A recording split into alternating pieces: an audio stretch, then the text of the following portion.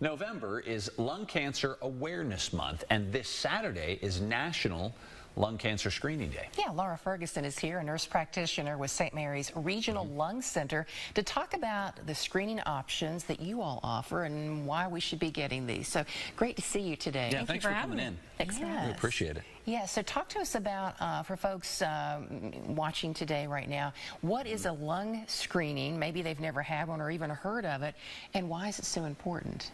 So lung screening is a low-dose radiation CT scan. So it allows us to look at a patient's lungs to see if there is anything in there that might be abnormal or suspicious for cancer. Okay. So you have your mammograms, you have your colonoscopies, Yeah, there's all kinds of things out there for other additional cancers to screen for. This has been around a little bit over a decade now, but it's still so underutilized. Yeah, you hear about the other ones so often, but not this and one. for obvious reasons. But then you think about the prevalence of lung cancer, and how dangerous lung cancer can be. So, just like anything, early detection is then that's, I guess, the goal here. Absolutely. Early detection. Yeah, because I mean, with lung cancer, it is more deadly than breast, colorectal, prostate, and it is the most deadly cancer that's in the United States. So early detection, finding these places when they're small and treatable, versus when patients present to us with symptoms, those are usually advanced, or it's already metastasized, and treatment options are just not as good as what we have when we can find them when they're small. You're kind of limited at that point. Talk about the screening guidelines now. So they will change, with different, organizations and stuff, but what we kind of follow, there are specific guidelines and we're looking at patients that are high risk. So first is age. So you have to be between 50 and what we usually will go by 77, because that's the Medicare guidelines, and that's usually what most insurances will kind of base theirs off of. And then you have to either be a current smoker or have quit smoking in the last 15 years. And then even if you're within that age group? Yes. Okay. All right. So those are two of the factors. Those two for sure. And then your pack year history. So a lot of patients don't know exactly how to calculate that. So if you are like a 1 pack a day smoker and you've smoked for 20 years, so you take the pack a day, or however many packs you smoke that day, and for how long you've smoked, and multiply that. So 1 pack a day for 20 years would be a 20-pack year history. Or if you smoked, half a pack a day for 50 years, you would be like a 25-pack year history. So if you meet the age, the smoking, either a current smoker or have quit smoking in 15 years, and then have at least a 20-pack year history, you would be eligible for it.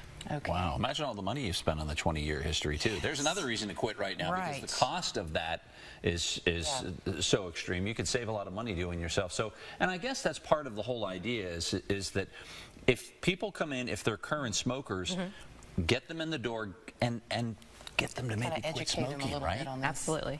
So we offer tobacco cessation program at St. Mary's. So when we bring them in, you initially have to have what they call a shared decision-making visit, where you bring the patient in, kind of educate them exactly what the screenings are, risks, benefits, and then if they are a current smoker, then we can get them in with our tobacco cessation counselors to either do like a one-on-one counseling session over the phone, face-to-face, help develop a quit plan, talk about nicotine replacement, and hopefully get them on the right plan to cut the habit altogether. Lots of options. Now, what if you have never been a smoker, but you're in that age range there? Or you live with a smoker. That's another thing. Should you get screened? So right now, insurances won't pay for that.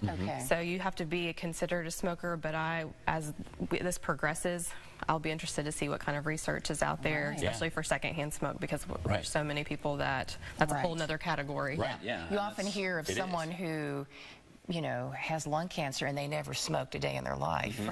And then you have like the genetic part of it too. Well, that's true. And then industrial and all the other things that go into it. But right now we're just talking about this, and with the goal once again being to get people in the door and then try to get them eventually to quit. But that's not, they can still come in and be tested even if they don't, even their idea is to try to get them to quit. Now, I know you have an event coming up Wednesday, so remind us about that. So next Wednesday, November 15th, at St. Mary's Center for Education, we're going to be having a Lung Health Day.